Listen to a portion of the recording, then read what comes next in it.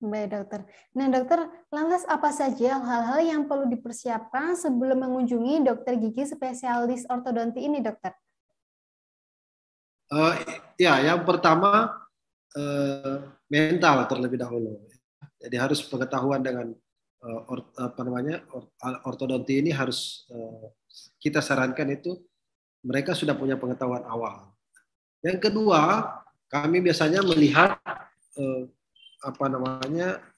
kebersihan giginya, kasus giginya. Jadi kalau kami mau lakukan perawatan, kita observasi giginya, apakah ada karang gigi, apakah ada gigi yang harus ditambal, apakah ada yang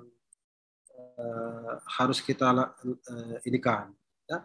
Baru masuk di pemeriksaan kayak foto dan sebagainya. Secara prinsip tidak ada yang ini kayak operasi harus makan dan ini tidak ada, tapi minimal pengetahuan kemudian sampai pada itu tadi giginya bersih, ya itu yang harus dipersiapkan sebelum periode pemasangan ortodonti. Karena fase kami mencetak ya pada saat dia saya mau pasang, kita ukur dulu untuk mengukur giginya, itu biasanya ada fase seminggu 2 minggu. Di situ dia bisa melakukan pembersihan karang gigi dan sebagainya.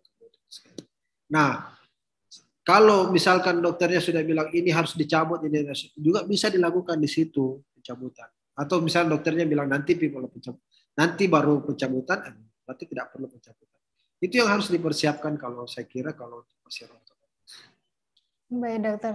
Nah dokter, lantas adakah hal-hal yang perlu dihindari pasien setelah melakukan perawatan ortodontik ini dok? Ya, yang pertama, jadi prinsipnya behel ini kan temporary, ya. Jadi sementara, jadi melengket sementara. Jadi tidak, lemnya itu bukan yang seperti tambalan, yang memang kita harap tambalan ini kan tidak lepas. Kalau lem ini, pasta ortodonti ini, lem ortodonti ini, memang nanti kita suatu saat kan akan lepas. Jadi tidak boleh terlalu seperti apa ikatannya. Terlalu kuat harus, tapi tidak. Yang kita pilih adalah yang tidak melukai email dan sebagainya. Nah, karena itu pasien biasanya kita beri peringatan, misalkan cara menyikat gigi. Ya.